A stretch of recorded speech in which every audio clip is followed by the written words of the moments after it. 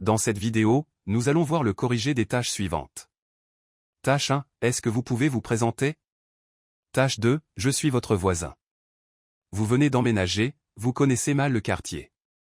Vous me posez des questions pour mieux le connaître, service, magasin, ambiance, etc. Tâche 3, le coût de la vie au Canada représente-t-il un véritable obstacle au rêve canadien? Qu'en pensez-vous? On se retrouve juste après cette annonce. Bienvenue sur Immigro Canada, votre guide pour réussir votre immigration au Canada. Sur cette chaîne, nous vous proposons des corrigés et explications des sujets du TCF Canada, des conseils sur les démarches d'immigration, des informations sur la vie quotidienne au Canada et des témoignages et expériences d'immigrants. Abonnez-vous et préparez-vous à réaliser votre rêve canadien avec nous. Nous vous remercions. Bonjour à toutes et à tous. J'espère que vous allez bien. Aujourd'hui, nous allons vous proposer une simulation de l'épreuve d'expression orale du TCF Canada. Suivez attentivement. Merci de vous abonner, liker et partager. Bienvenue à l'épreuve d'expression orale du TCF Canada. Cette épreuve de production orale dure 12 minutes, c'est un entretien en 0,3 parties.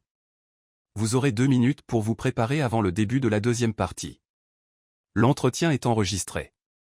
Il sera évalué 2 fois, une première fois sur place et une deuxième fois à France Éducation Internationale, FEI.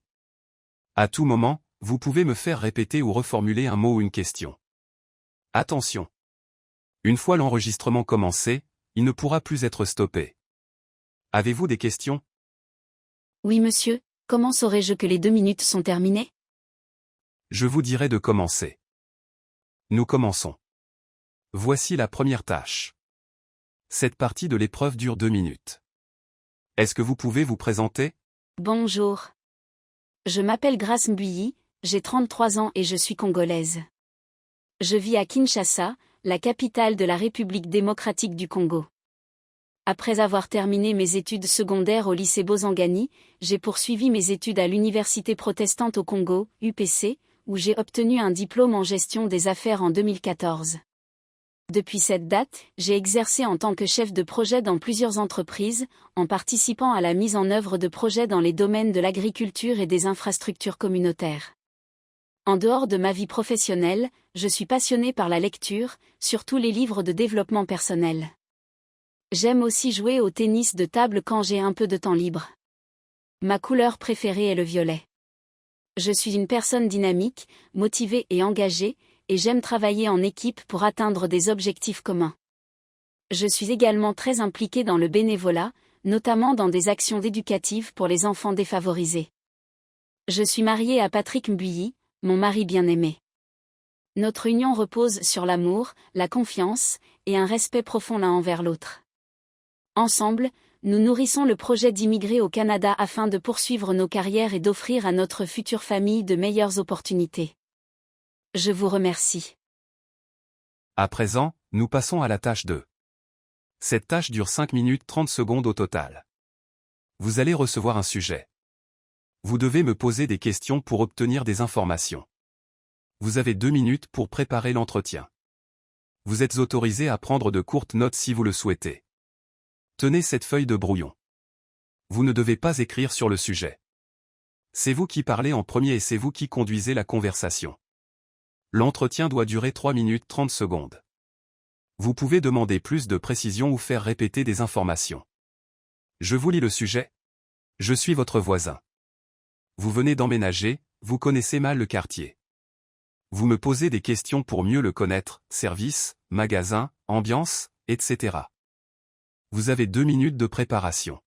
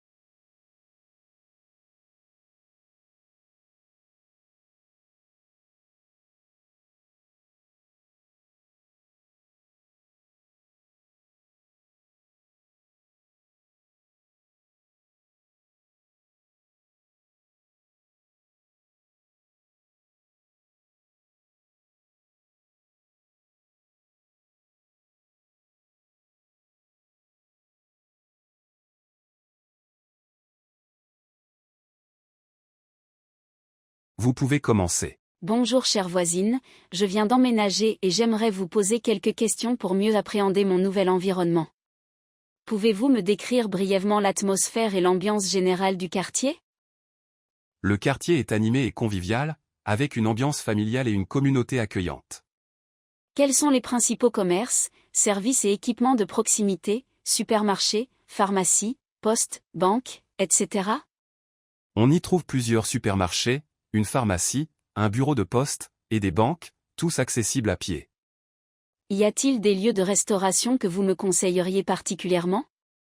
Je te recommande particulièrement le café Le Petit Gourmet pour ses brunchs et le restaurant La Table de Marie pour sa cuisine locale.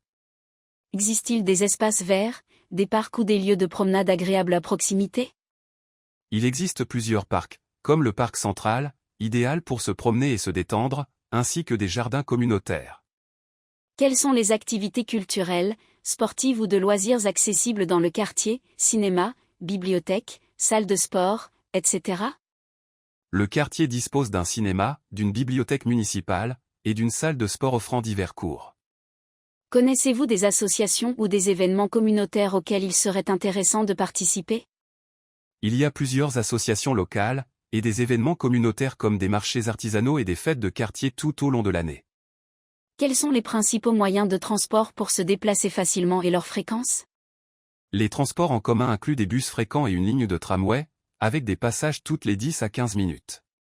Existe-t-il des endroits où je peux garer mon véhicule, parking, zone de stationnement? Il y a des parkings publics et des zones de stationnement gratuites dans certaines rues, mais il est conseillé de vérifier les restrictions. Quels sont les principaux axes routiers et les itinéraires les plus pratiques pour accéder à différents quartiers de la ville?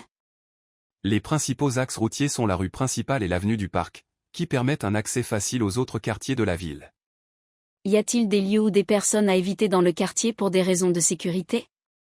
Bien que le quartier soit généralement sûr, il est conseillé d'éviter certaines ruelles peu éclairées la nuit. Seriez-vous disponible pour me faire découvrir les principaux points d'intérêt et me présenter aux autres voisins? Oui, je serais ravi de te faire découvrir les points d'intérêt et de te présenter à mes voisins. Je vous remercie sincèrement pour votre aide. Ces informations vont grandement faciliter mon intégration et me permettre de m'approprier rapidement mon nouvel environnement de vie. Concernant la tâche 3. Je vais vous proposer un sujet. Vous allez vous exprimer sur ce sujet de façon argumentative en utilisant des exemples, en justifiant vos idées, en essayant de me convaincre pendant 4 minutes 30 secondes. Elle se fait sans préparation. Voici le sujet. Le coût de la vie au Canada représente-t-il un véritable obstacle au rêve canadien? Qu'en pensez-vous? À mon avis, non, le coût de la vie au Canada ne représente pas un véritable obstacle au rêve canadien.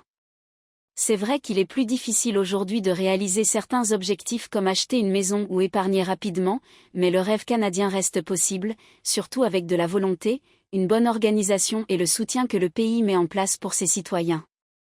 Le rêve canadien, c'est quoi exactement? C'est l'idée que chacun, peu importe son origine, peut réussir au Canada s'il travaille dur, s'il est honnête et persévérant. Et ce rêve-là est toujours vivant.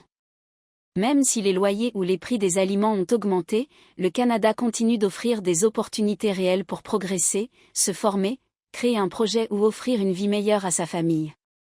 Premièrement, le Canada reste un pays très stable, avec un système démocratique solide, une justice équitable, une sécurité sociale et des services publics de qualité. L'éducation est gratuite jusqu'au secondaire, les soins de santé sont accessibles, et les infrastructures sont bien développées. Ces éléments font partie de la réussite et permettent aux gens de bâtir leur avenir sans être seuls face aux difficultés. Deuxièmement, le gouvernement canadien propose de nombreuses aides, en particulier pour soutenir les familles, les étudiants, les nouveaux arrivants ou les personnes à faible revenu. Il y a des allocations, des crédits d'impôt, des subventions et des programmes d'aide au logement. Grâce à ces soutiens, beaucoup de Canadiens réussissent à maintenir un bon niveau de vie, même dans les périodes plus difficiles. Il est vrai que le coût de la vie est plus élevé dans certaines régions comme Toronto ou Vancouver. Mais le Canada est vaste, et il existe de nombreuses villes ou régions où la vie est plus abordable et où il est possible de s'épanouir. De plus, avec le développement du télétravail, les gens peuvent vivre loin des grandes villes tout en conservant de bons emplois. Autre point important, les Canadiens savent s'adapter. Beaucoup apprennent à mieux gérer leur budget, à consommer plus intelligemment, à épargner progressivement. Cela demande des efforts, mais cela fait aussi partie du parcours vers la réussite. Le rêve canadien n'est pas un miracle qui arrive en un jour, c'est un projet qui se construit avec du temps, du travail et du courage. En conclusion, je pense que le coût de la vie ne détruit pas le rêve canadien, il le rend juste un peu plus exigeant. Avec de la persévérance, de l'adaptation, et le soutien du système canadien, il est toujours possible de réussir sa vie au Canada, de vivre en sécurité et de bâtir un avenir meilleur pour soi et sa famille. Nous sommes arrivés au thème de cette vidéo. Surtout, n'oubliez pas de vous abonner, liker et partager pour nous encourager. À très bientôt dans les prochaines vidéos. Bonne chance.